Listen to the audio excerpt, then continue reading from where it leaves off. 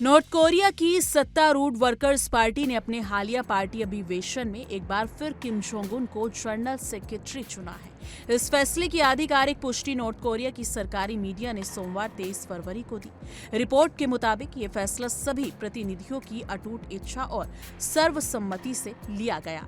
ये अधिवेशन 5 साल में केवल एक बार होता है और इसे देश की राजनीतिक और सैन्य दिशा तय करने वाली सबसे महत्वपूर्ण बैठक माना जाता है। इस अधिवेशन में किम जोंग उन ने देश के नागरिकों को जीवन स्तर सुधारने का वादा किया, जिससे ये संकेत मिलता है कि लगातार लगे अंतर्राष्ट्रीय प्रतिबंध नॉर्थ कोरिया की अर्थव्यवस्था पर असर डाल रही है। हालांकि इस देश में दशकों से परमाणु हथियार और सैन्य शक्ति को सर्वोच्च प्राथमिकता दी गई है।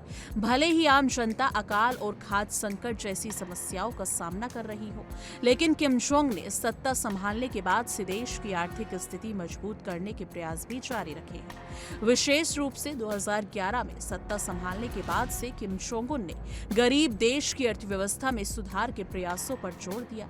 2021 के पिछले पार्टी अधिवेशन में उन्होंने स्वीकार किया कि आर्थिक विकास के लगभग सभी क्षेत्रों में गलतियां हुई। ये स्वीकार रोकती नॉर्थ कोरिया के लिए दुर्लभ है, क्योंकि वहां सरकार और नेता की आलोचना करना सामान्य रूप से संभव नहीं है।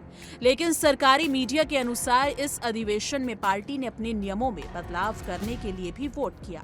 इसका उद्देश्य पार्टी की एकता को मजबूत करना और अनुशासन लागू करने में निष्पक्षता सुनिश्चित करना बताया गया।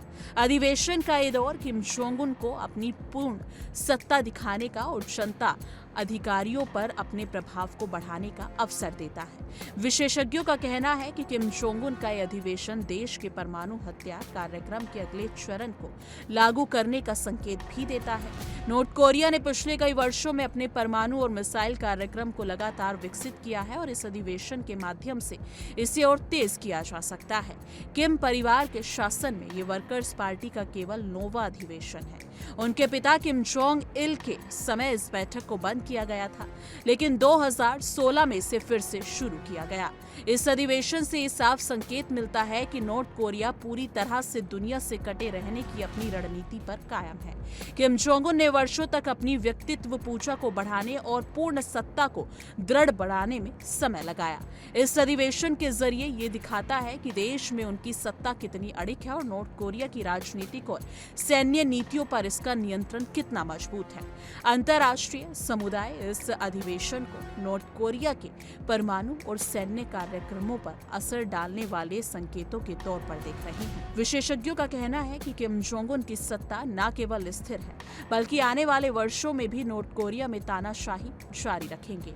यही वजह है कि दुनिया भर के देशों के लिए नॉर्थ कोरिया की नीतियों, परमाणु कार्यक्रम और सैन्य गतिविधियों पर नजर रखना अत्यंत जरूरी है। तो आखिर में यही कहा जा सकता है कि किम जोंग उन ने एक बार फिर सत्ता में अपनी पकड़ मजबूत की है, यानी कि उन्होंने अपनी पकड़ काफी मजबूत कर ली है सत्ता में, जिस हिसाब से वहां के हालात हैं और स्थिति है। पार्टी अधिवेशन ने स्पष्ट किया है कि नॉर्थ कोरिया में उनका शासन आने वाले समय में जारी रहेगा और देश की नीतियों, अर्थव्यवस्था और सैन्य रणनीति पर उनका प्रभाव पूरी तरह बना रहेगा।